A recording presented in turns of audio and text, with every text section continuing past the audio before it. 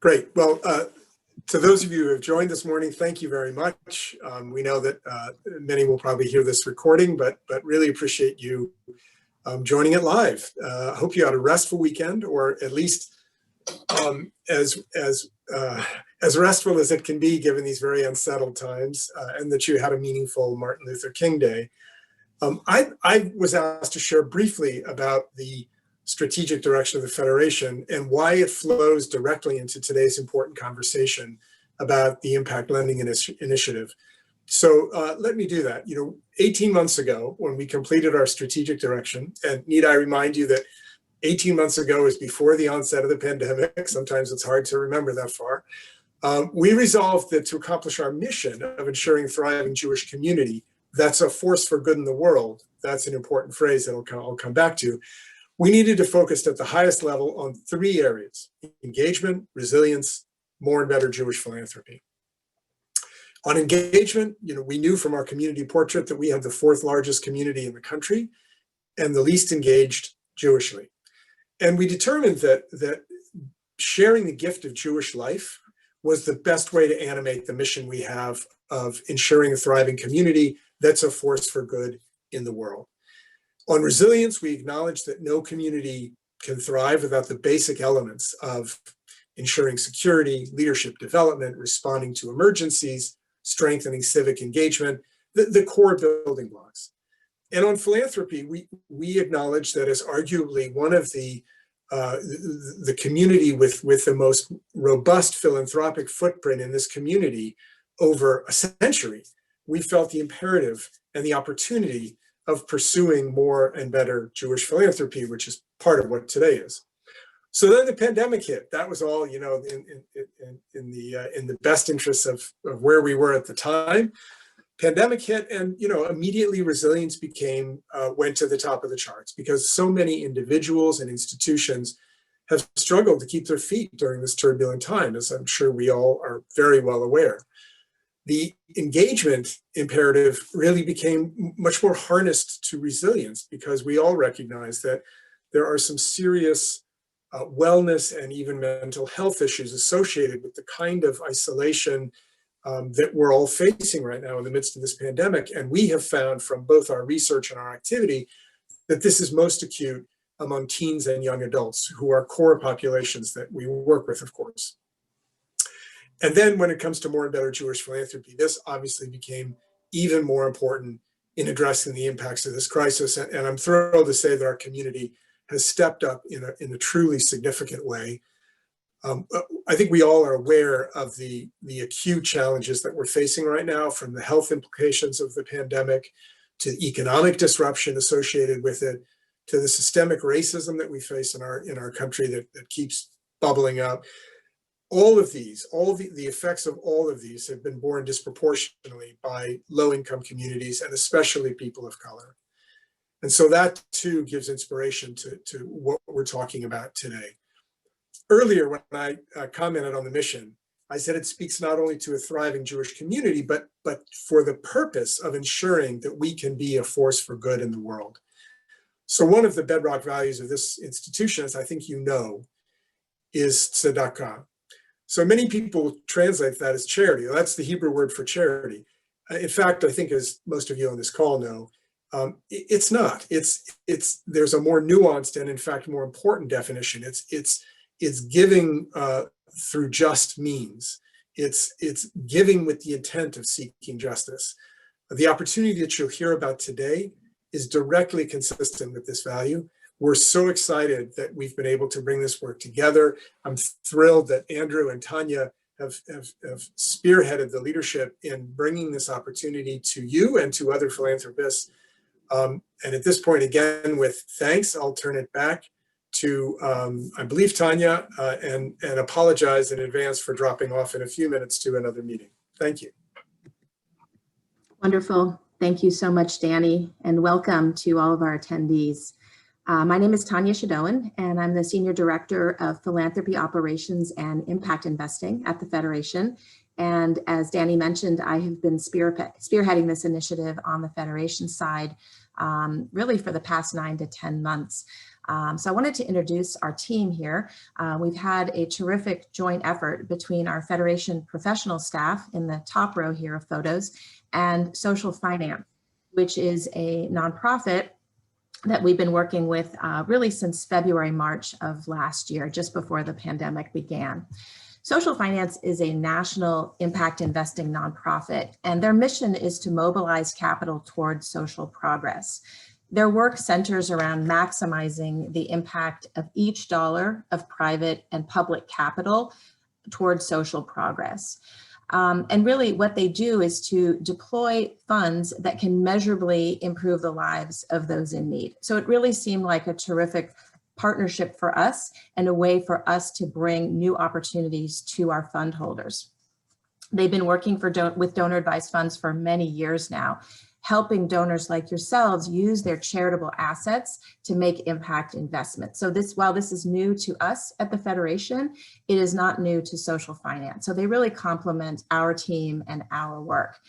They also conducted recently the largest national DAF donor survey on impact investing. And their innovation in this space has been recognized and awarded by many illustrious people, including the Rockefeller Foundation, the Sorensen Impact Foundation, and other leading foundations. So together, the partnership has really been about designing, curating, and beginning to introduce to our fund holders a new impact lending platform. And we're really excited to unveil that to you today. A bit later in the session, you'll be hearing from Mike Silvestri and John Peon from the Social Finance team. But first, I'll just mention that we'll be taking questions at the end. So if you have any questions along the way, please feel free to put them into the Q&A at the bottom of your screen. I think most people see it in that spot. And we'll collect them, and then at the end, we'll go through and answer the questions that have come in. Okay, moving on to the next page. So really, this is becoming a more and more urgent need to take a look at donor advised fund assets that are available and think about how they could be deployed beyond grant making. I'll say right up front, this is not meant to take the place of traditional or charitable grant making. This is meant to be complementary. But as we think about the challenges our communities are facing due to COVID-19, these are unprecedented challenges. Nearly 40 million people across the country unemployed, disproportionate impacts on minority and traditionally underserved communities.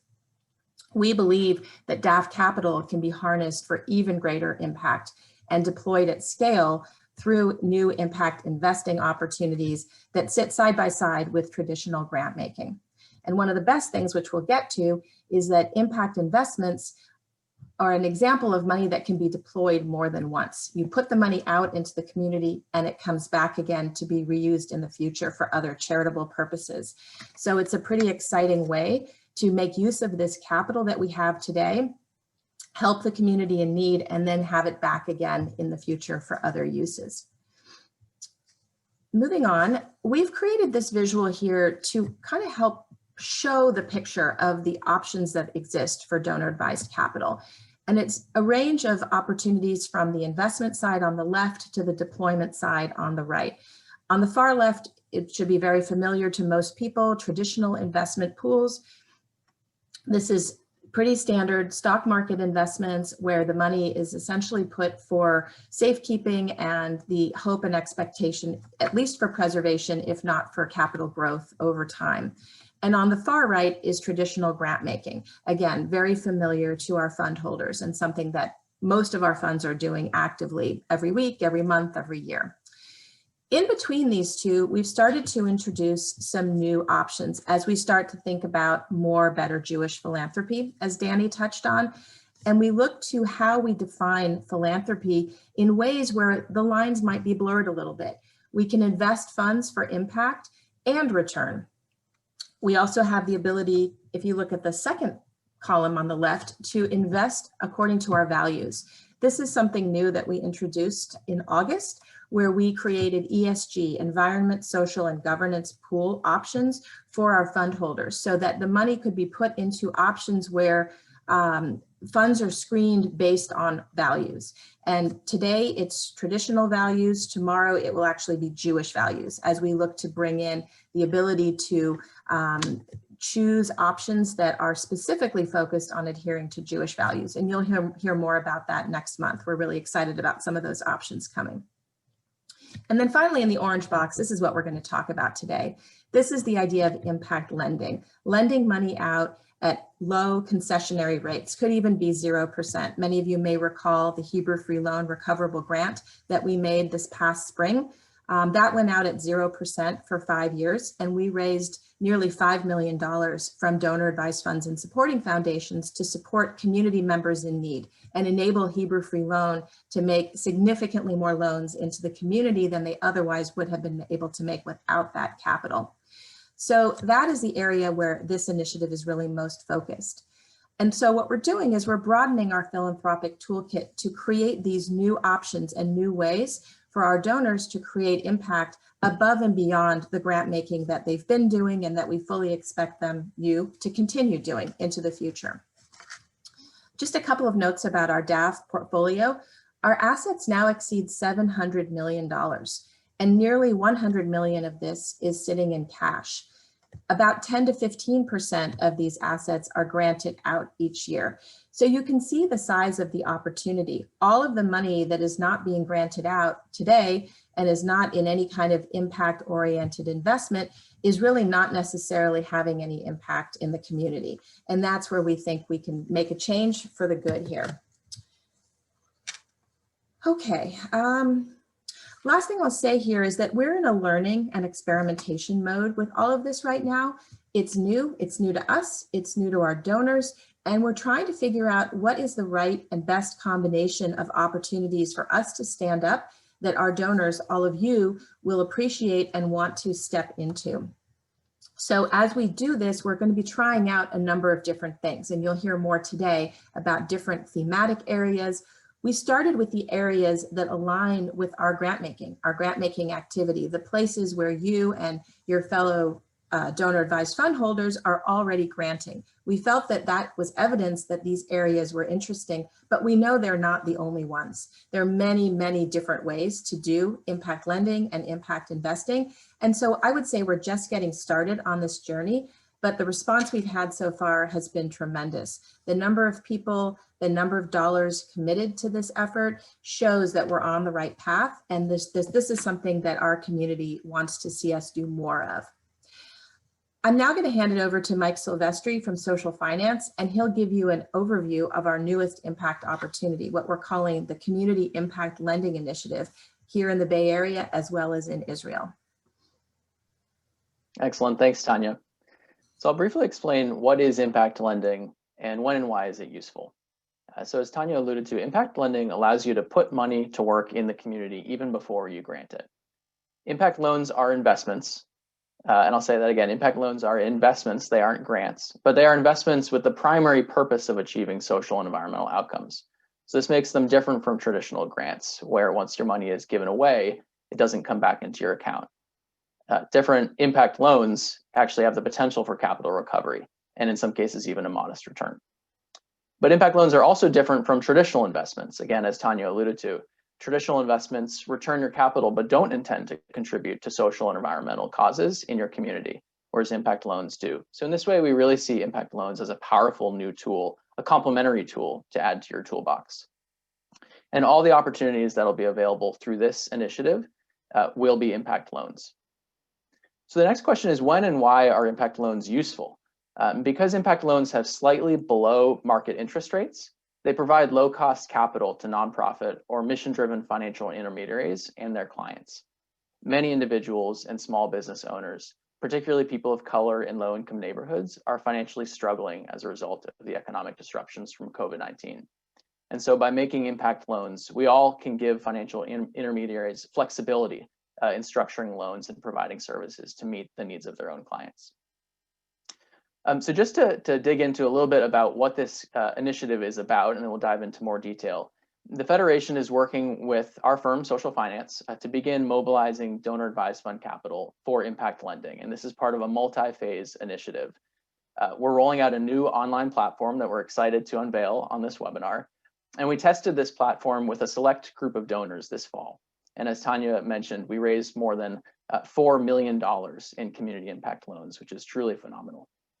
We're excited today now to invite all 1,000 plus donors at the Federation to participate in this initiative. And in a few moments, we'll give you a tour of the new platform, which will allow you to browse a menu of impact loan opportunities and directly initiate the process of making an impact loan from your account.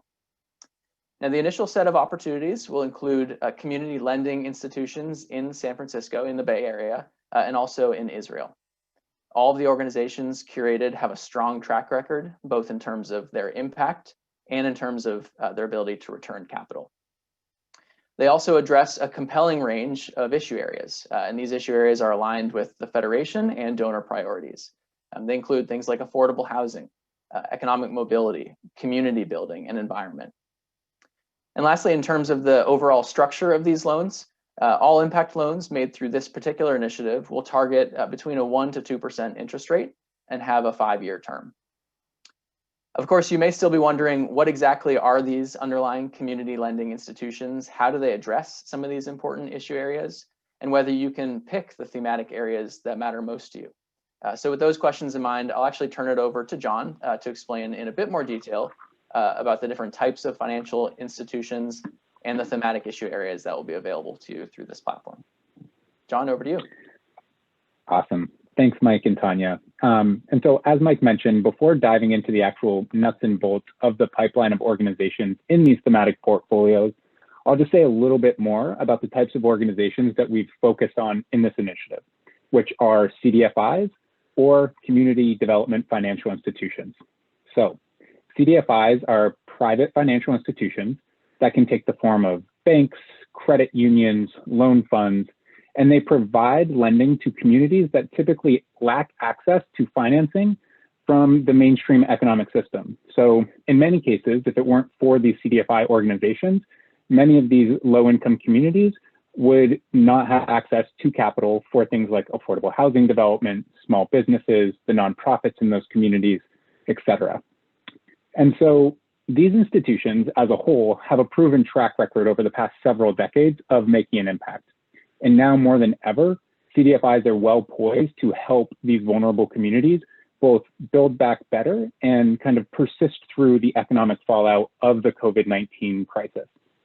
And so jumping to the next slide, you will see that we have organized the 6 CDFIs that we've been working with into 4 thematic portfolios. So affordable housing, economic mobility, environment, and community building. And so over the next few slides, we will do a double click on each one of these, talking about the organizations within them and what they will seek to achieve with DAF Capital mobilized through this initiative. And so I will also double down on the point that each one of these thematic portfolios will have a potential return of 1% to 2% and a term of 5 years. And so we can go ahead and jump to the next slide, and we will see first affordable housing. And so I think it's no secret that housing prices in the Bay Area have led residents there to devote greater portions of their income to rent and mortgages. And ultimately, this has displaced many residents in the community. And so Enterprise Community Loan Fund supports the creation of safe, quality, and affordable housing in low-income communities by on-lending to affordable housing developers. Enterprise is national in scope. They have a very robust portfolio, and likewise, they have a robust portfolio here in the Bay Area, which is where DAF funds from this initiative will be allocated. Next is economic mobility. And so this portfolio is dedicated to all things small business lending. Both Opportunity Fund and Pacific Community Ventures provide loans to underserved and low-income small businesses and entrepreneurs. It's worth noting that PCV, alongside its lending practices, also provides pro bono advisory services to each of the small businesses it serves, ultimately increasing better financial sustainability for the loans that they give out themselves and producing better outcomes for both the small businesses and the folks that they employ. Flipping to the next slide, we'll see that our third portfolio focuses on environmental solutions. And first, California Farm Link is a CDFI that on-lends to small and underserved farmers, and in many cases, supporting both regenerative and organic farming practices. The organization has a focus on serving farmers of color, beginning farmers, and sustainable farmers. Truly, FarmLink is a win-win, both in terms of environmental outcomes as well as economic mobility outcomes as well. Rural Community Assistance Corporation, or RCAC for short, will use funds raised in this pilot to fund water, wastewater, and stormwater facilities to promote clean drinking water and wastewater disposal systems in the greater Bay Area watershed. Last, and certainly not least, is our community building portfolio. Nonprofit Finance Fund will focus on providing capital to nonprofit organizations and social enterprises that truly make up the bedrock of our communities. Funds in this portfolio could be allocated to things such as the development of charter schools, community health centers, childcare facilities, all with the ultimate goal of supporting these low-income communities. And so all this is to say is that these portfolios are made up of incredibly strong CDFIs that have a track record of both producing impact in their communities as well as returning capital. And so these organizations have too been doing great work amidst the COVID-19 crisis, whether it's taking part in dispersing PPP loans to small businesses or developing emergency relief for their borrowers. And candidly speaking, in speaking with the leaders of these organizations through the due diligence process, they're all extremely excited and grateful to be a part of this initiative with the Federation. And so with that, I will pass it back over to Tanya, who will speak a little bit more about the opportunity to provide some economic relief in Israel specifically. Great, thank you, John. So we are really excited to bring this new Israel opportunity to the table. This is the first time that we've done this. This was not part of our pilot in November and December. So this is a brand new partnership with a nonprofit in Israel called Ogen. A little bit of background, small businesses are really the lifeblood of the Israeli economy. Businesses with an annual revenue below $1.5 million account for 93% of all companies in Israel, and they employ over 40% of the total pre-COVID workforce. Despite this, though, small businesses really struggle for credit. And when loans are available, the terms are often very limited and very costly. Bank fees are on average 62% higher for small businesses than for large companies. And then those who are unable to get loans through the banks end up with non-bank lenders, and both the fees and the interest rates are significantly higher for them. And of course, with the COVID situation, everything has only been made worse. And more than 50,000 small businesses are currently at risk of not surviving because of the situation and their inability to access the capital they need. To address this, we're partnering with Ogen. This is a nonprofit social enterprise that has been serving Israel's families, nonprofits, and small businesses for 30 years. We're really excited to offer you a way to support our Jewish community in Israel via the Ogen Social Loan Fund. This fund primarily supports small business owners, helping them to launch, rebuild, or expand their operations, which are routinely underserved by commercial lenders. In addition, because Israeli nonprofits often struggle with limited cash flow, this fund makes bridge loans and working capital loans to Israeli nonprofits, helping critical organizations, especially now, to survive and flourish. So as I mentioned, this is a new opportunity. It is a 5-year term as well, just like the Bay Area CDFIs. The expected return is a little bit lower. It's probably going to be just under 1%. In the 75 to 85 basis point range. We're still confirming what that will be. And we need $1 million minimum pooled together from across donor advised funds to be able to participate in this. So we're really thrilled to bring this to you. And now we're going to wait and see what the interest is on this once we've opened this up to everybody. John, back over to you to demo the platform.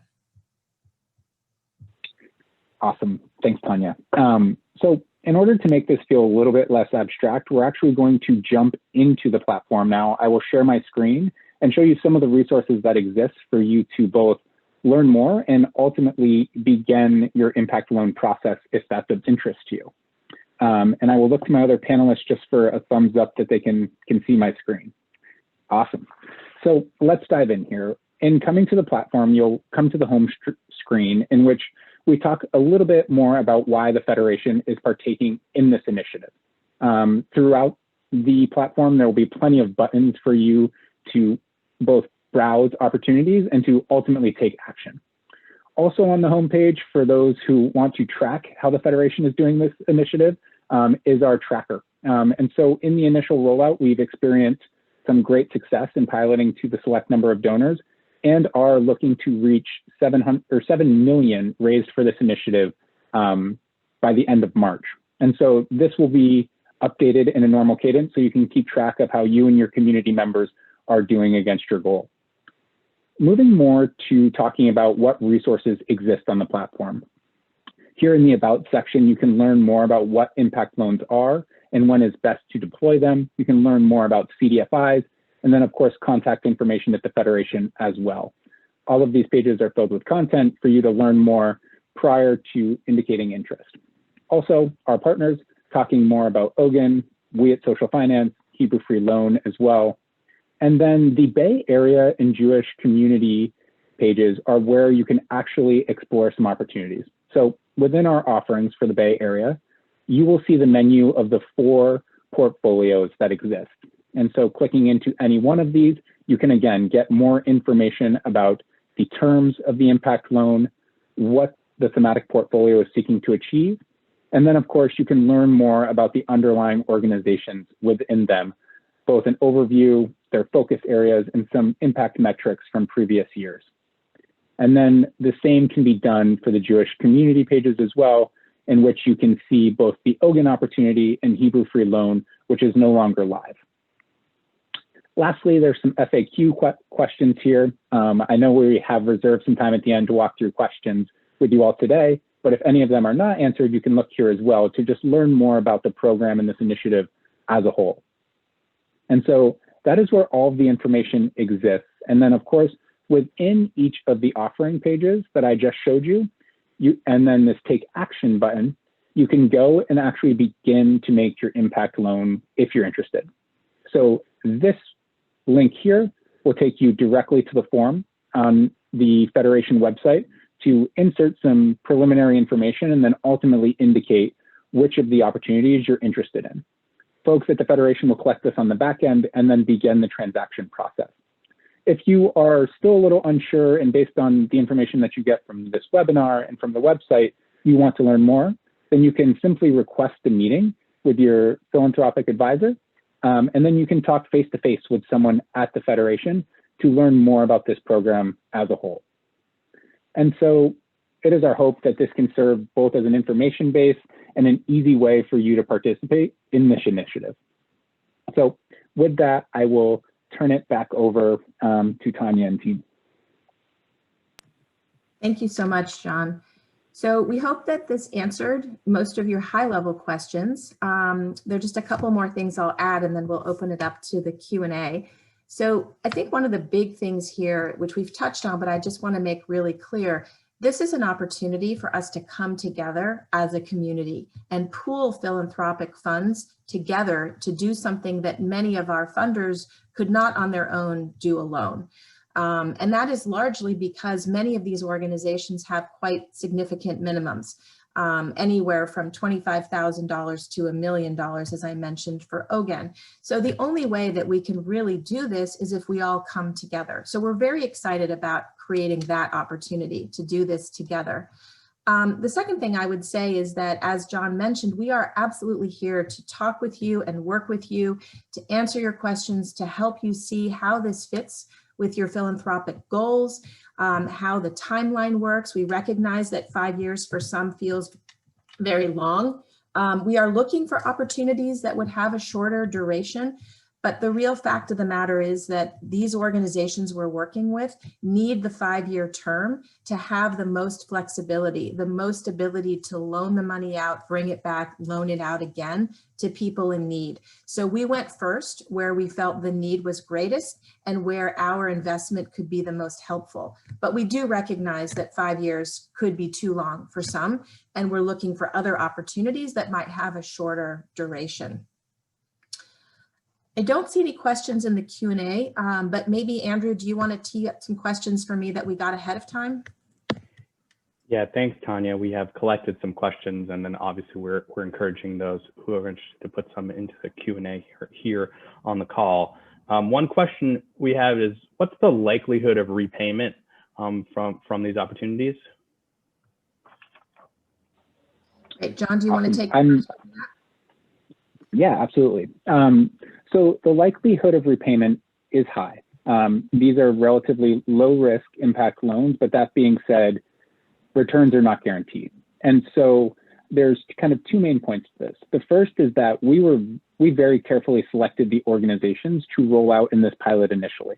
All of these CDFIs have a proven track record of both producing impact and returning capital. These organizations are incredibly reputable, and they all also endured the financial crisis in 2008 as well, in thinking about the current financial crisis that we're in now. So the second point is that we also went through a due diligence process with each one of these organizations. So we lifted up the hood, so to speak, on both the financials and the impact metrics of all of these organizations, and sat down with the leaders of each of these organizations to learn more about both their performance prior to the pandemic and how they've been weathering the current economic crisis as well. And as it relates to Ogen, it's very similar. Historically, their repayment rate has been 99.3%. Extremely high repayment, extremely low risk. The other thing that we have with the Ogen investment is that there are several layers of backing or guarantees if any funds are not repaid to them. The first is government backing from the government of Israel. The second is a philanthropic cushion where donors have committed funds to essentially backstop any loans that are not repaid to Ogen so that the investors can be repaid. There are also many investors who have taken this path ahead of us. The Jewish Communal Fund of New York has stepped into this, as well as the Russell Berry Foundation. So we are not the first. We are not pioneering this, and that's okay. We actually are very comfortable following in many of these areas because we want to be safe. We want to be as safe as possible. We want to take no undue risk with our philanthropic capital while yet still creating impactful opportunities in the community. Thank you, Tanya and John, for answering that. We have a question that came in the Q&A. This is fantastic. Wonderful to hear that. I'm interested in making a loan to one of these orgs, but I don't know how much I should invest given my size, my fund size, and my annual grant making that I wish to maintain. Who can I speak to? That is an excellent question. So a rule of thumb that we have been using, but it's not a hard and fast rule, is roughly 20% max of your total fund balance should go into something like this. That is a way to engage in it, but also keep some capital available for grant making, as the questioner points out. But I would also say this is a terrific opportunity for you to reach out to your philanthropic advisor, which, as John pointed out, you can do directly through our platform. You can connect with, even if you don't know who your advisor is, if you fill out the form on the platform, then your advisor will reach out to you and set up time for a conversation. We recognize that this is individual. There are a lot of factors that different people want to consider, and we'd like to be your partner in making these decisions with you and helping you make a decision you feel comfortable with. Thanks, Tanya. We have another question that came into the Q&A. It's great that you've done your due diligence with these CDFIs. Did your investigation including making sure that the Bay Area-based CDFIs are not pro-BDS?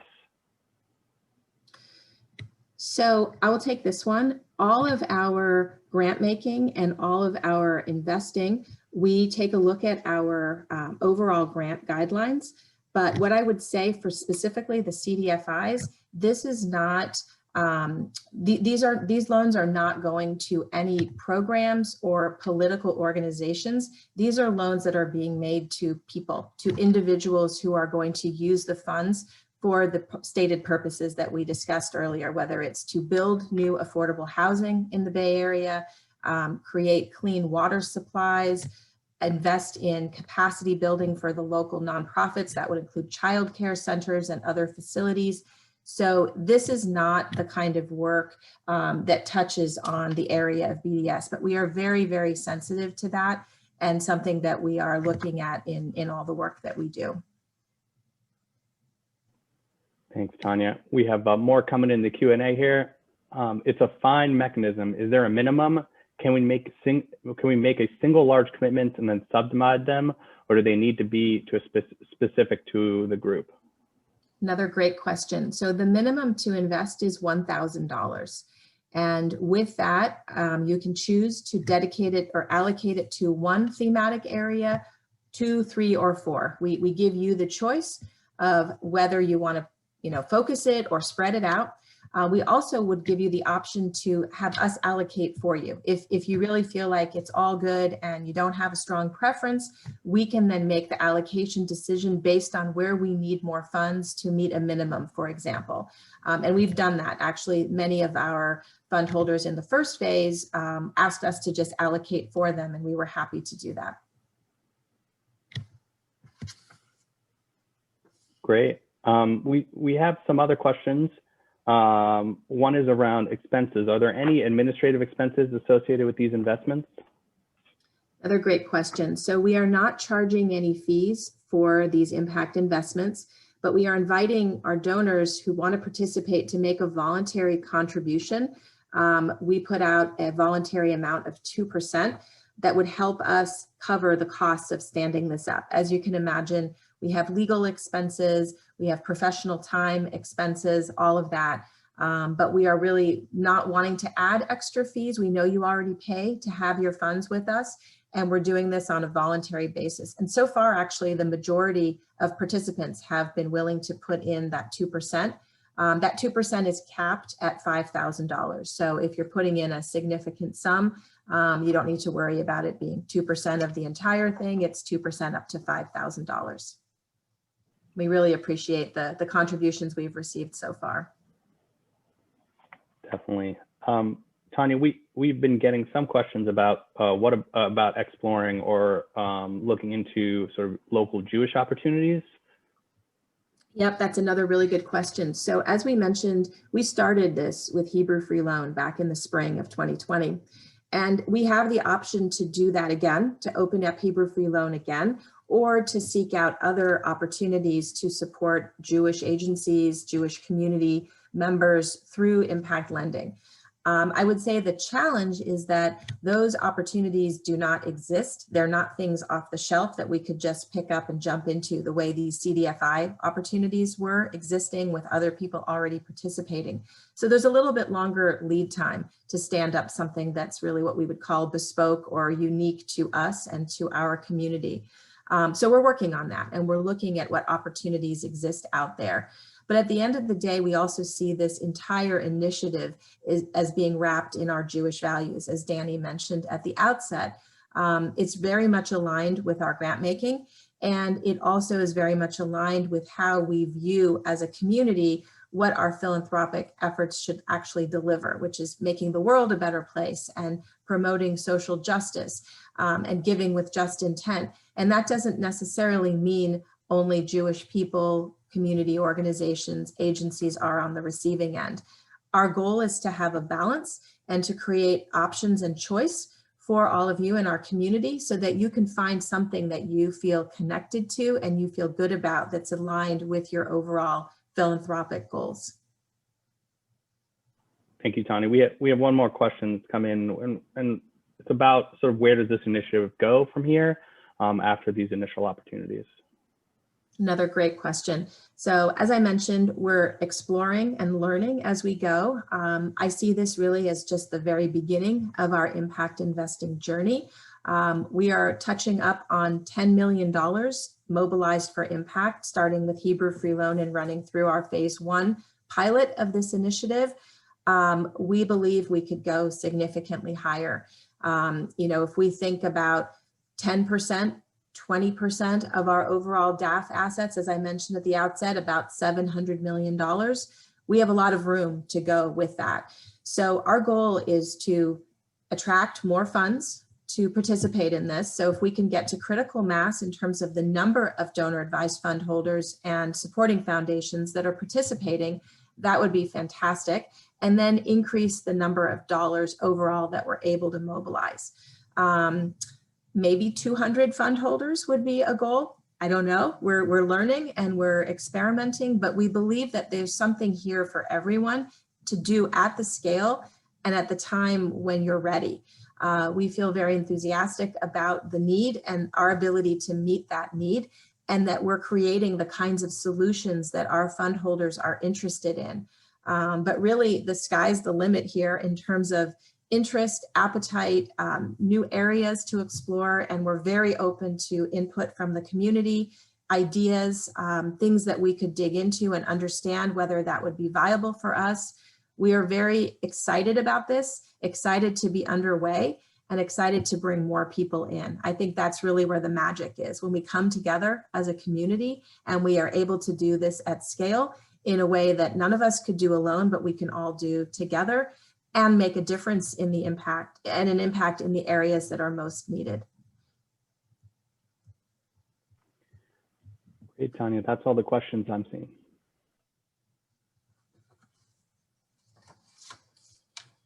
Okay, well, if there are no further questions, we are going to invite you to explore the website. We will send a follow-up with the link, so you can just click through and see where to go to navigate, explore, send us your questions, schedule meetings with your advisor, or just jump right in. As John pointed out, the form is there. You can initiate the process just simply by clicking through, and we will be on the receiving end, ready to respond and take this to action. Thank you very much for joining today. Thank you to our social finance partners for being such great partners and being with us on this journey, and specifically to Mike and John for being part of this presentation, and to Danny for opening and wrapping this in our overall strategic goals for the Federation and our Jewish values. Thanks to everyone.